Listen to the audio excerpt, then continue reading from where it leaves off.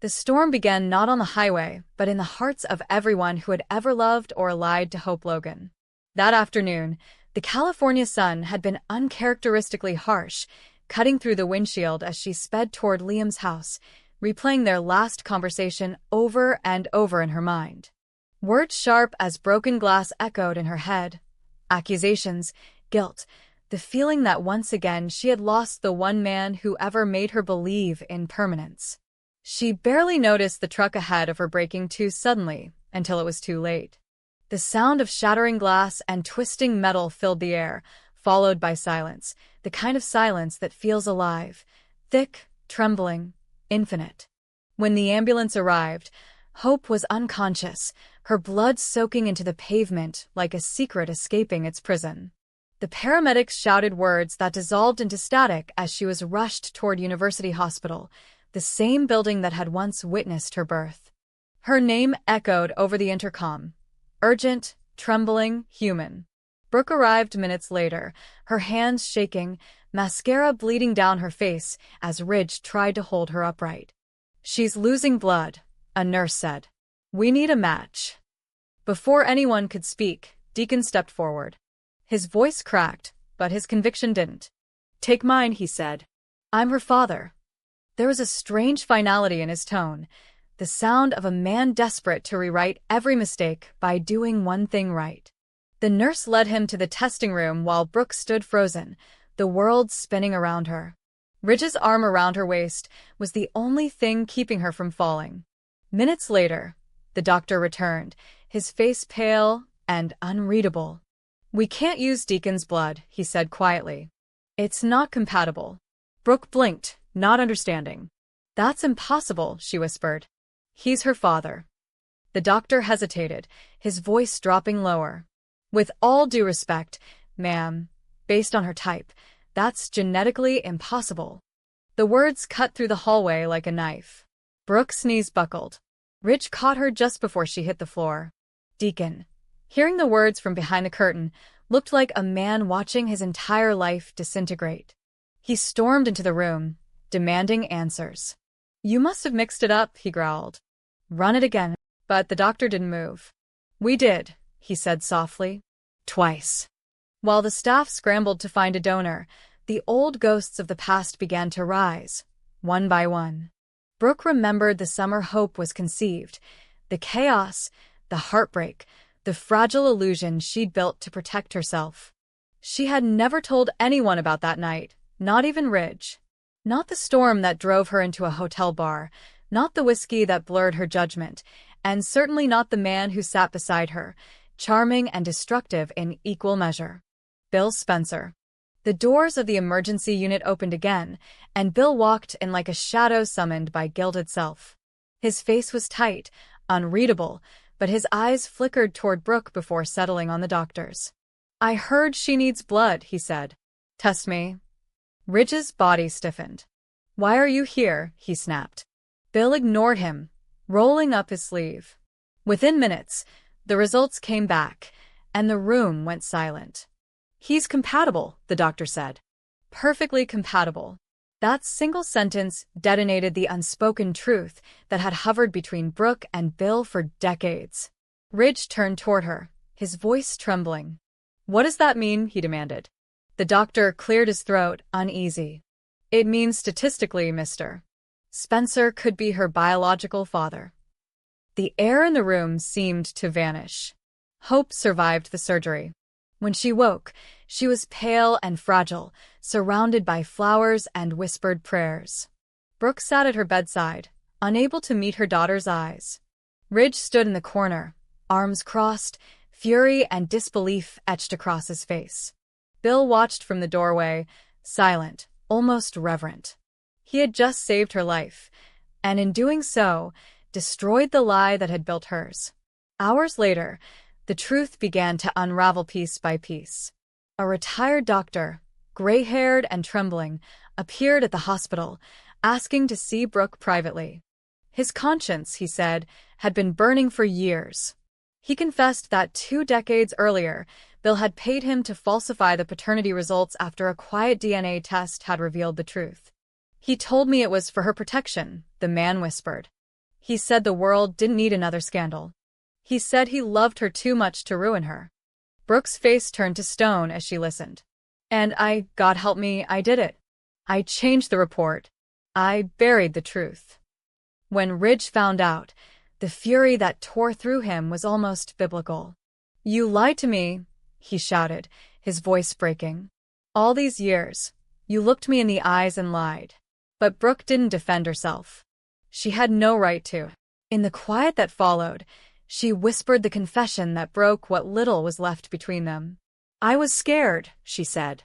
That night, after you left me, I was lost. Bill was there. I didn't plan it, I didn't even understand it, but when I found out I was pregnant, I told myself it would destroy everything if I told the truth. I thought I was protecting Hope. I thought I was protecting us. Hope overheard everything from the hospital bed next door. The world around her seemed to dissolve. The ceiling lights blurred, the voices faded into water. When she opened her eyes again, she wasn't in that room anymore. She was a child again, sitting between her parents as they smiled for a photo, believing love was something pure. But now she understood. Love was a weapon disguised as protection, and every person she had ever trusted had used it on her. When she saw Bill again, she didn't cry or scream.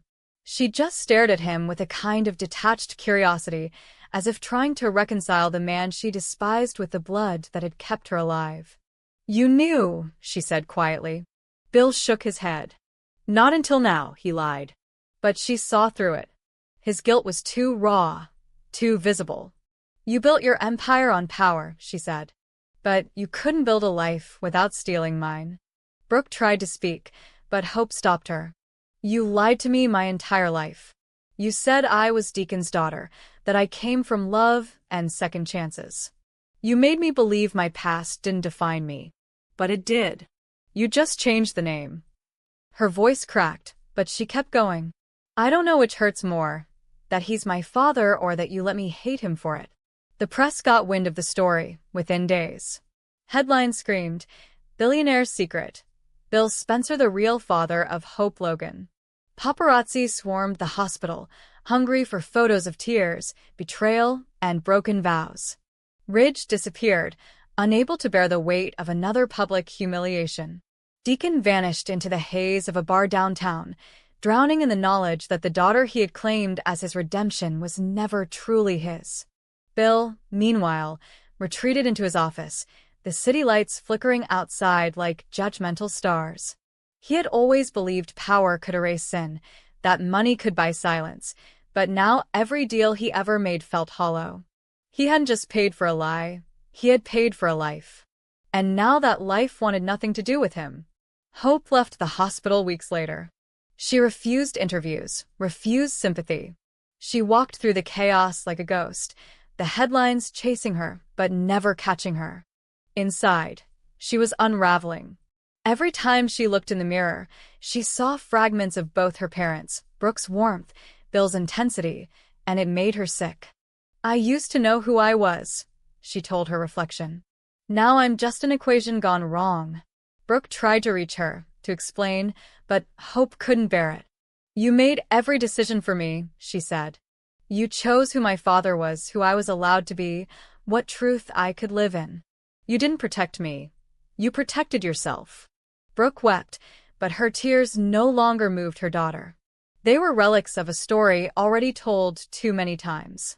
One night, Hope found herself driving to the same cliffs where she had once gone to think, the same place where Luna had fallen. The ocean below glowed silver under the moonlight, indifferent to human pain. She stood at the edge, the wind tearing through her hair, her mind caught between fury and forgiveness. Then, behind her, she heard footsteps. Bill. You shouldn't be here alone, he said softly. She didn't turn around. You're the reason I'm alone, she replied. He didn't argue. He stood beside her, silent for a long time. The waves crashed below them, carrying away words neither dared to speak. Finally, he said, I never wanted this. I just wanted to protect you. Your mother thought she was doing the same. Maybe we both destroyed you by trying to save you.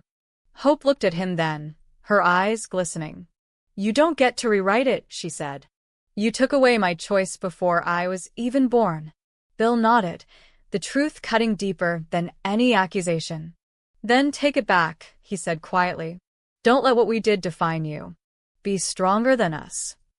She almost laughed at the irony. The man who had built empires, now begging her to rebuild herself. But there was something in his eyes, something human, almost broken. For the first time, she saw him not as a villain, but as a man drowning in his own mistakes. When she walked away, the wind carried her tears into the sea. Behind her, Bill remained, staring into the horizon, where the sun would rise soon enough, whether they deserved it or not. In the weeks that followed, the world moved on. The scandal faded, replaced by newer headlines, fresher sins. But for the people it had broken, nothing would ever be the same. Brooke retreated into solitude, Ridge's absence echoing louder than any words. Deacon disappeared completely, leaving behind only a note that said, "Maybe love isn't what we're born from, but what we choose to give." Hope returned to work at Forrester, but the light in her eyes had changed. Her designs grew darker, more honest. Every stitch, every fold of fabric carried the story of truth clawing its way through deception. She stopped pretending to be the ideal daughter, the perfect lover, the woman built on forgiveness. She was something else now, unpredictable, scarred, real. Sometimes, late at night, she would look at the stars and think about blood, the thing that had both cursed and saved her. It was ironic, she thought, that the man she had hated all her life had been the one whose blood kept her alive. Maybe that was the universe's cruel way of forcing her to accept that identity isn't a choice, it's a collision. And so, Hope Logan lived on. Not as Brooke's daughter or Bill's secret, not as a symbol of love or betrayal, but as the product of both. In her veins ran deceit and devotion, pain and resilience, destruction and rebirth. She had learned the hardest truth of all. Sometimes the people who destroy you are the same ones who give you life. And somewhere deep within that paradox, she found her own beginning.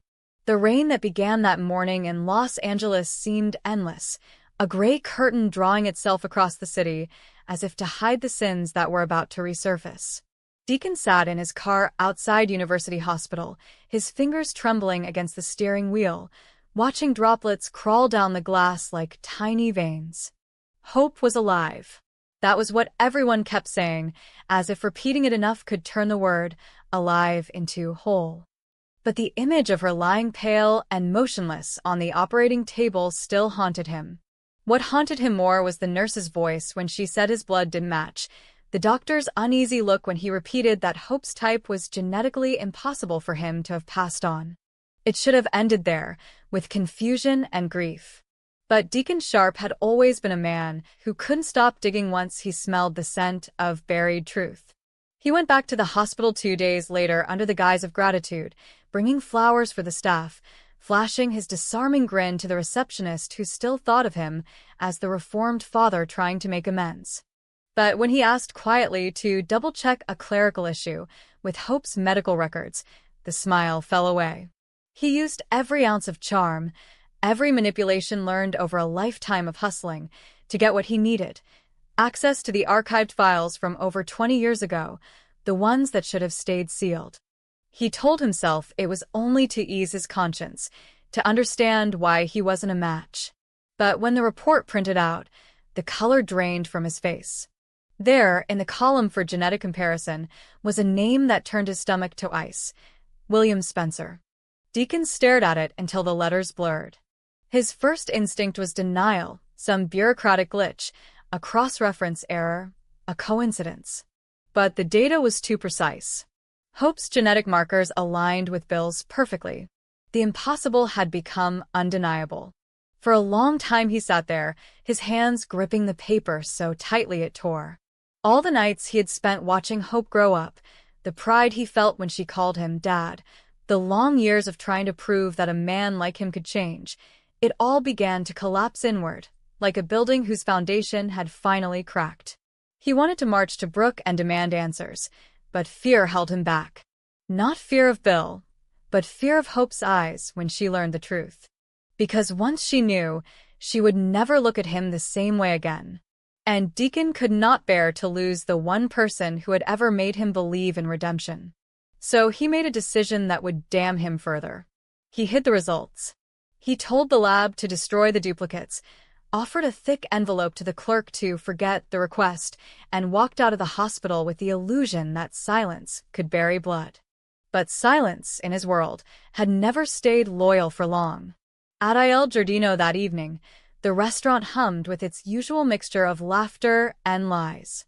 Deacon tried to lose himself in routine, checking the wine stock, chatting with the waitstaff, but his hands wouldn't stop shaking. Sheila noticed. She always noticed. She had that predatory gift, that uncanny ability to sense weakness the way a wolf scents blood. She leaned against the counter, her voice casual, her smile sharp. "You look like you've seen a ghost," she teased. Deacon muttered something about stress and walked away, but the tremor in his voice caught her attention. Later, when the restaurant closed, Sheila lingered in the shadows of his office. She heard the muffled voices of two doctors outside the back door, arguing over something Deacon had demanded earlier, the retraction of a test, a confidentiality clause. "He's paying extra to suppress it," one of them said. Spencer's name showed up in the comparative file. If this gets out, the rest was drowned by the sound of a closing door, but it was enough. Sheila's grin returned, slow and feral. By the time Deacon realized she had overheard, it was too late. That night, she appeared in his apartment uninvited, her silhouette framed by lightning. She held the file he thought he had destroyed. "You always did underestimate me," she said, tossing the papers onto the table. "Congratulations, Daddy. You just got replaced." Deacon's pulse raced. "You don't know what you're talking about," he snapped, but his voice cracked halfway through. Sheila stepped closer, her eyes gleaming. "Oh, I know exactly what I'm talking about. Bill Spencer, Hope's real father. And you? You've been playing house with another man's daughter for 20 years. Tell me, Deacon, how does it feel to be the liar for once?" He tried to grab the file, but she pulled it away, laughing softly. "Relax," she said. "I'm not here to ruin you. Not yet. But this little secret? It's worth a lot. Maybe enough to keep me out of prison again. Maybe enough for you to buy my silence." Sheila had him cornered, and she knew it.